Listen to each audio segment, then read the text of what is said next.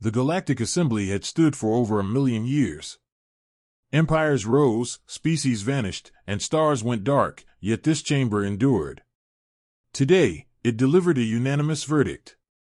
Humanity was too dangerous to remain. Too aggressive. Too adaptable. Too fast at turning failure into weapons. With a single vote, Earth was exiled. Borders sealed.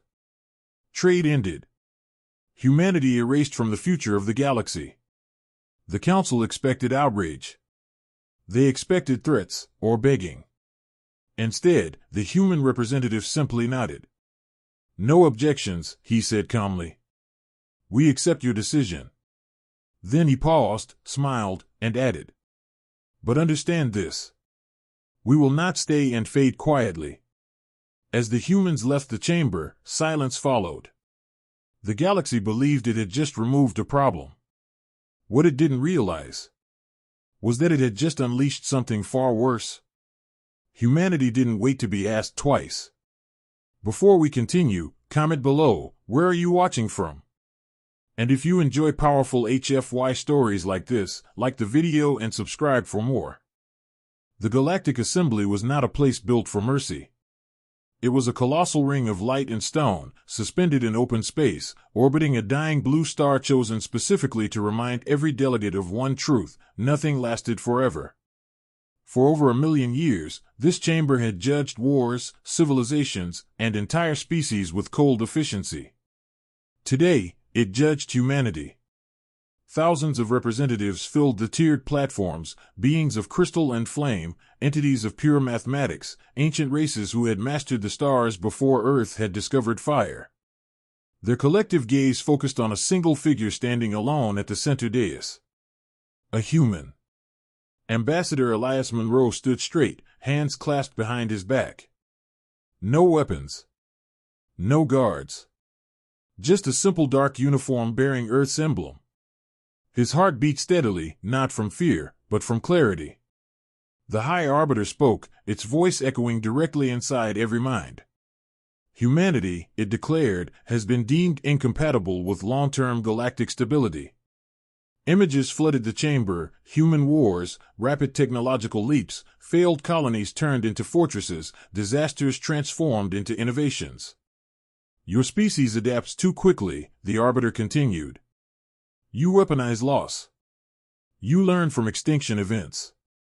Where others retreat, you advance." Murmurs rippled through the assembly. A delegate from the Virex collective rose. "Give humans time, and they turn restrictions into advantages. They do not respect natural limits." Another voice followed, ancient and weary. "They do not evolve slowly. They change the rules." The verdict had already been decided. The High Arbiter raised its many-limbed form. By unanimous vote, it announced, "Earth and all human-controlled territories are hereby exiled from the Galactic Compact." A surge of energy pulsed through the chamber as the decree activated. Your trade routes will be severed. Your access to shared hyperspace corridors revoked. No member species may offer aid, alliance, or asylum. This was not punishment. This was erasure. Compliance will be enforced, the Arbiter concluded. Resistance will be met with total annihilation. Silence followed. All eyes returned to the human ambassador. They expected anger. They expected defiance. They expected the emotional chaos humans were famous for. Instead, Elias Monroe inclined his head. "Understood," he said evenly. A flicker of confusion passed through the chamber. "You accept?" one delegate demanded. Monroe looked up, meeting the countless alien gazes without flinching. "We accept your decision," he replied. "Humanity will withdraw immediately." He turned to leave, then stopped. "There is only one thing you should understand," he said, his voice calm but unshakable. "When humans are told they don't belong, we don't disappear." He smiled faintly. "We move on." As the human delegation exited the assembly, ancient sensors recorded something unusual across Earth's networks. Not panic. Not rage. Synchronization. For the first time in human history, every nation, every colony, every mind shared the same unspoken thought. If the galaxy doesn't want us, we'll build something better without it. And far beyond the assembly, the stars waited. The galaxy waited for Earth to break.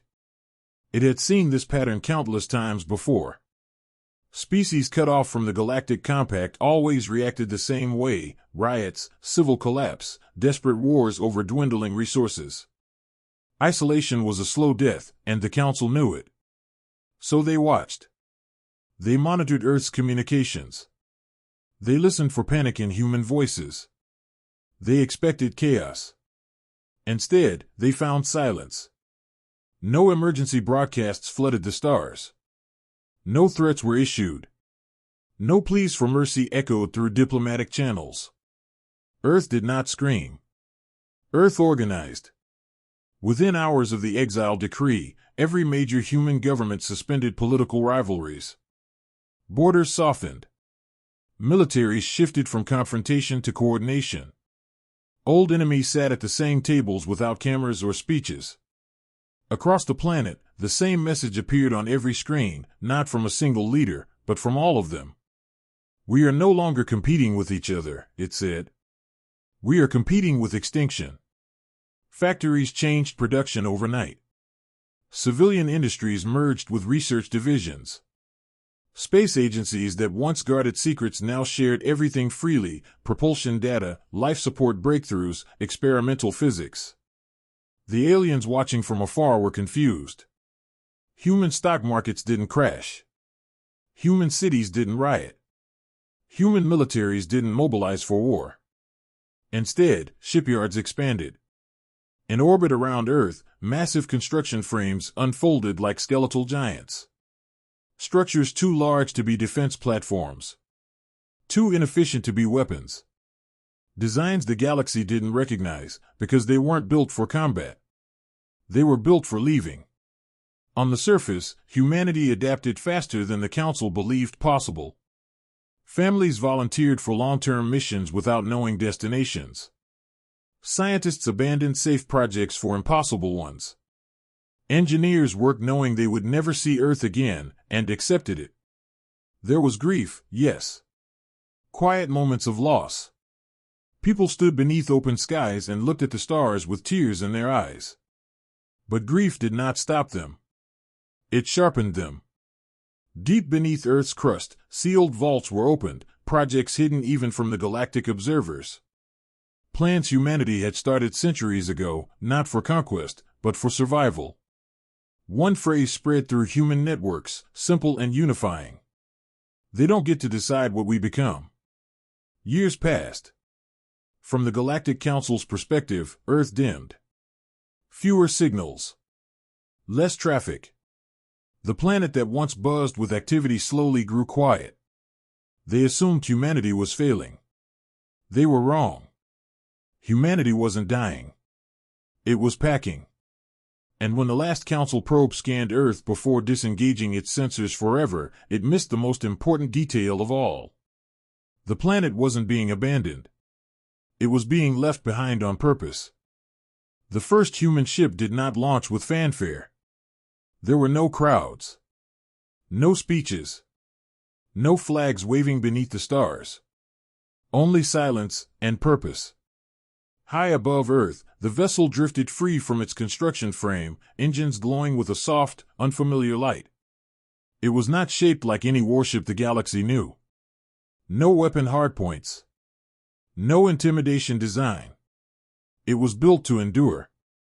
As it jumped into the void beyond known hyperspace lanes, something fundamental changed. Humanity was no longer waiting. Across Earth's orbit, shipyards multiplied. Some were visible, massive rings and scaffolds casting shadows over continents. Others were hidden, assembled in deep space where even galactic sensors struggled to see. These were not evacuation ships. They were world carriers. Entire ecosystems were seated inside them, oceans sealed behind energy fields, forests grown in rotating habitats, atmospheres engineered molecule by molecule. Humans were not just leaving their planet. They were bringing Earth with them. On the surface, cities transformed. Buildings were dismantled and repurposed. Materials were cataloged, recycled, launched skyward. What couldn't be taken was archived, culture, art, language, memory, compressed into data vaults meant to outlast stars. Children were taught navigation before geography. Engineers learned biology. Farmers studied astrophysics. Every human became something more than they were before. The Galactic Council watched in confusion. Their analysts ran simulations again and again, all reaching the same conclusion: humanity should have collapsed by now. The loss of galactic trade alone should have shattered their economies. Instead, human productivity increased. When the first generation ships departed in waves, the Council assumed they were symbolic gestures, desperate attempts to scatter survivors before extinction. But then more followed. And more. Hundreds. Thousands. Human colonies didn't vanish into nearby systems. They aimed beyond mapped space, past regions labeled unstable, lethal, or simply unknown. Places the galaxy had written off as impossible. Humans went there anyway. Decades passed. Earth grew quieter. Not empty, but intentional. Vast regions returned to nature. Oceans cleansed. Skies cleared. The planet healed as its children prepared to leave it behind, not as refugees, but as stewards finishing their work. The last transmission from Earth was not a plea. It was a record. A final message archived for anyone who might find it one day. We were told we did not belong. So we built somewhere new. Then Earth went dark. To the galaxy, humanity was gone. To humanity. This was only the beginning. If you're enjoying this story so far, don't forget to like the video, it really supports the channel. And comment below, where are you watching from? The galaxy had maps for almost everything. Trade routes. Habitable zones. Graveyards of extinct civilizations. And then there were the blank regions. Vast stretches of space marked with warnings instead of data: unstable physics, radiation storms, collapsed dimensions. Places where probes malfunctioned, where crews vanished, where even ancient species refused to travel. This was where humanity went. The first human fleets crossed the boundary of known space without ceremony. No declarations. No broadcast signals. They shut off their transponders and disappeared into regions the galaxy had written off as lethal. Council observers were confident. Radiation levels will shred them, one analyst said. Gravitational shear alone will tear their ships apart, said another. Weeks passed. Then months. Then years. Humanity did not return. The Council quietly marked them as extinct. What they did not see were the adaptations happening in the dark. Human ships did not resist hostile space, they learned from it. Hulls reconfigured at the molecular level. Reactors adjusted to feed on radiation instead of shielding from it. Navigation systems evolved to predict reality distortions before they occurred. Where other species saw chaos, humans saw patterns. Colonies formed on worlds the galaxy had never catalogued, planets with crushing gravity, toxic atmospheres, unstable orbits. Humans didn't terraform them into comfort. They terraformed themselves. Bones reinforced. Lungs altered. Neural pathways enhanced to process environments no natural species could survive. Humanity split into variations, each adapted to the worlds they claimed. Yet they remained human. Connected not by empire, but by memory. Generations passed in the void. Children were born under artificial suns, learning stories of Earth not as a lost home, but as a foundation. Humanity stopped measuring time by Earth years. They measured it by expansion. By survival. By growth. Far behind them, the galaxy remained unaware. And that ignorance would soon become fear. The first warning came as static. A frontier relay station, ancient, automated, reliable for thousands of years, went silent without explanation. No distress signal. No explosion.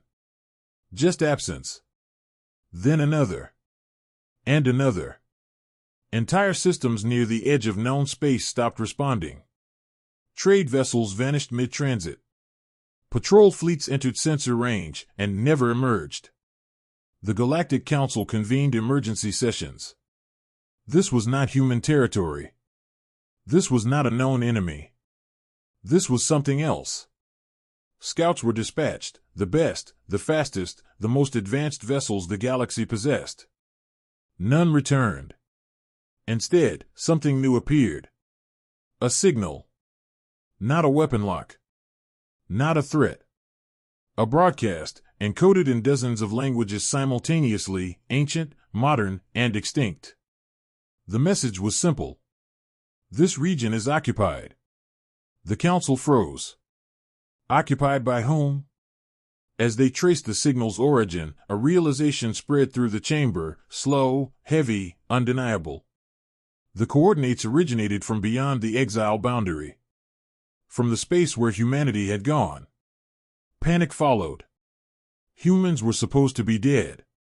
Humans were supposed to be isolated. Humans were never supposed to come back. Yet sensor data now showed massive structures forming in the void, not fleets, but infrastructure. Energy outputs dwarfing anything the galaxy had built. Movement patterns too precise to be random. An ancient delegate whispered the thought no one wanted to say aloud. We didn't exile them, it said. We released them. And for the first time since the assembly was built, the galaxy felt small. Humanity did not rebuild itself around a throne. That had been the galaxy's greatest misunderstanding. When the first alien probes finally penetrated the deep frontier, decades after humanity's disappearance, they searched for familiar signs, a capital world, a command structure, a center of power. They found none. What they discovered instead was a philosophy woven into infrastructure, a civilization without a single head to cut off. Human space was not marked by borders. It was marked by presence. Drifting habitats the size of moons moved slowly through radiation storms, harvesting energy other species considered lethal. Starforges orbited unstable suns, feeding directly on magnetic flares. Entire populations lived inside hollowed asteroids, cities grown inward instead of outward. Every settlement was different. And yet, they all shared the same foundation. Humans no longer asked permission to exist. The exile had stripped something away from them, the need for recognition. In its place grew a doctrine passed down through generations, taught as carefully as language or mathematics. Never centralize power. Never depend on a single world. Never allow survival to hinge on another species' approval. This was not written law. It didn't need to be. Human children learned it through stories, of Earth, of the vote, of the quiet moment when the galaxy decided humans were inconvenient. They learned that extinction rarely came through war. Sometimes, it came through paperwork. So humanity adapted. Some communities altered themselves biologically, editing their genomes to survive crushing gravity or corrosive atmospheres. Others merged with machine intelligence, not as servants, but as partners. There were humans who lived centuries through controlled cellular renewal, and others who embraced short lives lived intensely, pushing the limits of exploration. They argued. They disagreed. They diverged. But they never fractured. Because they were bound by something stronger than politics. Memory. Across human space, vast data lattices carried archives of Earth, oceans, languages, music, failures, triumphs. No colony was allowed to forget where they came from, or why they left. The doctrine was simple, but absolute. If someone can vote you out of existence, you are already vulnerable.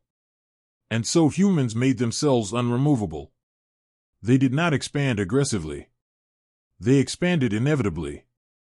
Wherever reality was unstable, wherever space was hostile, wherever the galaxy had retreated, humans moved in. Not to claim dominance, but to ensure no one else ever could. By the time the Galactic Council realized humanity was not extinct, it was already too late to categorize them. Humans were no longer a member species. They were a condition. And quietly, patiently, they watched the galaxy that had cast them out, waiting to see if it would survive without them. The first system to die was written off as an anomaly. A remote star cluster on the galactic fringe went dark without warning. No distress calls. No debris fields. One moment, it was there, the next, it simply wasn't. The Galactic Council blamed natural collapse. Stars were unstable. Space was unpredictable. Then a second system vanished. Then a third. This time, there were witnesses. Merchant convoys reported stars dimming unnaturally, their energy being drained as if swallowed by something unseen. Long-range sensors captured impossible readings, gravity folding in on itself, radiation spiking beyond known thresholds, entire planetary orbits unraveling. Fleets were dispatched. They did not return. Whatever was out there did not fight like a civilization. There were no formations, no tactics, no communication attempts. The threat did not conquer. It consumed. Ancient species panicked first. They had seen echoes of this before, remnants in forgotten ruins, warnings etched into dead worlds. Legends of entities that existed before structured reality, drawn to energy, indifferent to life. The Council convened an emergency session, fear replacing formality. Weapons failed. Shields failed.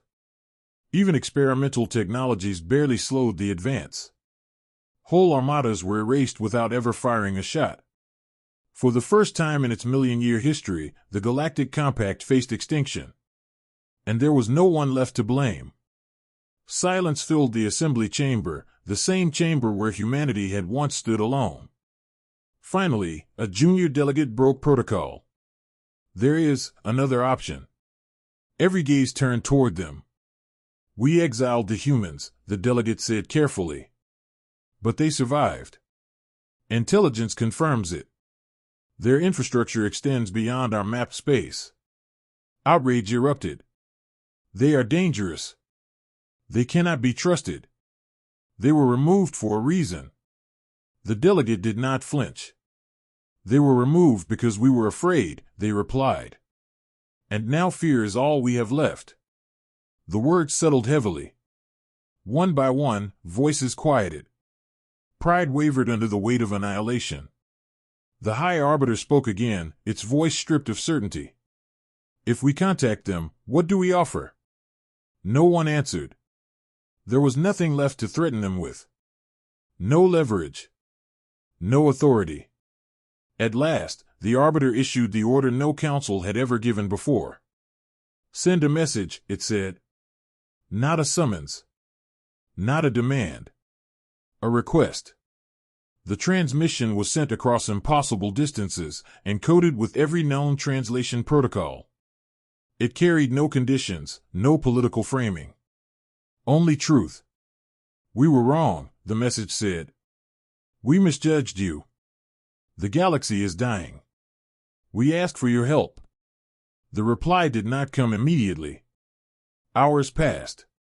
Days. Then, from beyond the edge of known space, a signal returned, calm, stable, unmistakably human. It contained a single line. You told us to leave. We listened. And for the first time since the exile vote, the Galactic Council understood what it truly meant to beg. Humanity did not answer the Council's plea with speed. That, more than anything else, terrified them. The galaxy burned while they waited. Entire sectors collapsed under the advance of the consuming entities. Refugee fleets clogged hyperspace corridors. Ancient worlds that had survived eons went silent in weeks. And still, no human fleets arrived. Council strategists debated endlessly. Some argued the humans would let the galaxy fall out of spite. Others feared humanity had calculated that intervention was not worth the cost. They were wrong on both counts. When humanity finally returned, it was not with announcements. Space simply changed. At the edge of a dying system, sensors detected distortions, not jumps, not warps, but something deeper. Reality folded inward, as if acknowledging an approaching presence. Then the first human structure emerged. It was not a ship. It was a construct, vast and elegant, shaped by physics the galaxy did not understand. No visible engines. No weapons. It radiated stability in a region where stars were unraveling. Then more appeared. Not in fleets. Not in formations. But precisely where they were needed. Humanity had not come to fight a war. They had come to solve a problem. The consuming entities reacted immediately. Space twisted as they converged, drawn to the immense energy signatures. Where they touched human constructs, annihilation was expected. Instead, containment occurred. The humans did not attack with force. They altered conditions, collapsing energy gradients, starving the entities of what they fed on. Entire systems were shielded inside localized reality frameworks, cutting off the invaders without a single shot fired. The galaxy watched in stunned silence. This was not defense. This was mastery. As the threat slowed, then fractured, then vanished entirely, the human presence expanded only as much as required. No pursuit. No retaliation. Just resolution. When the last entity was neutralized, the human constructs powered down. And still, no celebration followed. At last, a single human envoy appeared before the Galactic Council. It was humanoid, mostly. Flesh intertwined with synthetic structure, eyes reflecting layers of augmented perception. It stood where Ambassador Monroe had once stood centuries before. "You asked for help," the envoy said calmly. "We provided it." The High Arbiter gathered itself. "The galaxy owes you a debt beyond measure," it said. "We offer reinstatement. A permanent council seat. Shared governance." The envoy tilted its head, a human gesture, unchanged by time. "No," it replied. Confusion rippled through the chamber. "You misunderstand," the Arbiter insisted. "You would hold influence. Authority." The envoy's voice did not rise. "We didn't leave because we lacked power," it said. "We left because power tied to permission is fragile." It stepped closer. "We will not govern you. We will not rule you. And we will never again ask to belong." The envoy paused, then added the final condition. "We will intervene only when extinction threatens everyone. Not borders. Not politics. Remember this moment," it said quietly. "Because it will be the last time humanity explains itself." Then the envoy vanished. Human constructs withdrew, leaving behind a galaxy intact and deeply unsettled. Humanity had returned. Not as members. Not as saviors. But as something far more unsettling. A force that could act, and choose not to. The galaxy did not return to normal. It couldn't. Too much had been lost, and too much had been revealed. The Galactic Council still convened, still debated policy and borders, but its voice no longer carried absolute authority. Every decision now carried the memory of how close everything had come to ending, and who had stood outside the chamber when it mattered most. Worlds rebuilt slowly. Species that had once argued over influence now cooperated out of necessity. Defensive doctrines were rewritten. Expansion plans were abandoned in favor of resilience. And always, there was the unspoken question. What were the humans doing now? No one knew for certain. Human constructs were occasionally detected at the edges of crises, stabilizing a collapsing star, redirecting a rogue singularity, sealing a spatial fracture before it could spread. They never announced themselves. They never stayed. They simply ensured survival and moved on. Among the younger species, humanity became something like a myth. Not gods, not conquerors, but proof that exile did not mean extinction. That rejection could become strength. Among the ancient races, humanity was a lesson learned too late. They reviewed old records, replayed the moment of the vote, the calm human acceptance, the quiet departure. In hindsight, the signs were obvious. Humans had not argued because they had already adapted. They had not threatened because they no longer needed leverage. They had not begged because they were already preparing to leave. Exile had not weakened them. It had freed them. On a world far beyond the galactic map, beneath an artificial sky patterned after Earth's long-lost constellations, a group of human children listened to an old story. It was not a tale of revenge or conquest. It was the story of a species that learned the most important rule of survival. Never let your existence depend on someone else's approval. The story ended the same way every time, with a simple truth passed down through generations. When the galaxy told us we didn't belong, we didn't argue. We didn't fight. We left. And somewhere in the vastness between stars, humanity continued, not expanding aggressively, not seeking recognition. Just being. Present in the places no one else could survive. Watching quietly. Waiting for nothing. Because humanity had learned something the galaxy never would forget. Belonging is optional. And exile, to the right species, is not a punishment. It is an invitation.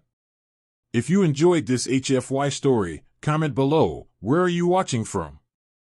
Don't forget to like the video, subscribe to the channel, and stay tuned for more powerful sci-fi stories like this.